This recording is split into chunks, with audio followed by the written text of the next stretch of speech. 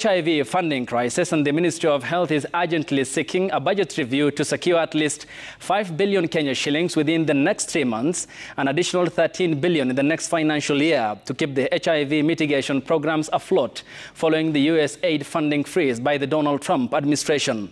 The cuts imposed by the administration of Trump have left a gaping hole in Kenya's healthcare financing. As Brenda Wanga tells us in the following report, the government now faces the daunting task of raising 30 billion shillings to sustain critical healthcare programs previously funded by Washington. Nearly 2 months have lapsed since President Donald Trump of the USA issued a flurry of orders, amongst them one freezing funding through USAID. The impact of those orders continue to be felt across countries that were dependent on that aid to run various health programs. The Kenyan government has now quantified the impact of that freeze, and the gap is significant. We are looking for 30.9 billion. If that money was here today, then we'll just say go on and work, because we'll do what we have been doing before. The truth is that money is not here. Because for how long were we expecting other countries, other taxpayers, to continue supporting very essential layer of health services? What were we imagining? At what point would it have come to an end? So much as it is unfortunate, I think we have this opportunity now in front of us to use this so-called misfortune and create something good out of it. And this deficit is what the government must now seek to fill. We have not talked about the gap in the TB program. We have not talked about malaria. The rains are here with us. We have not talked about vaccines. We have not talked about family planning, commodities, nutrition, oxygen, blood, and global health security.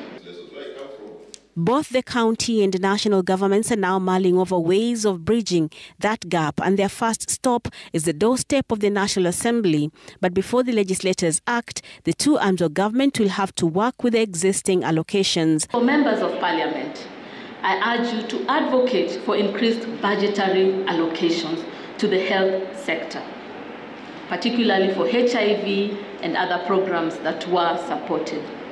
The time to act is now. Necessarily we are the same shoe that President Trump gave us. It might be too big for us. We may need to scale down.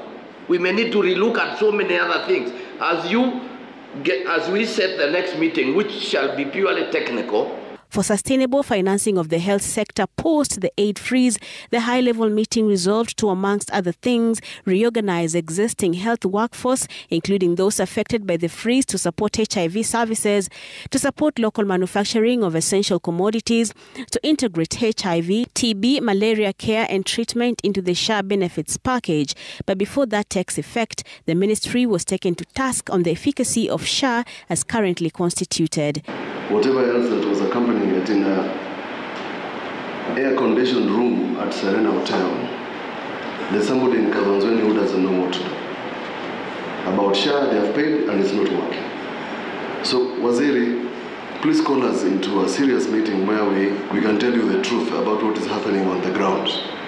SHA is not working, and we must make it work, and if it doesn't work, start writing a speech about something that is called exit. The National Treasury was also put on the spot for failing to attend this crucial meeting.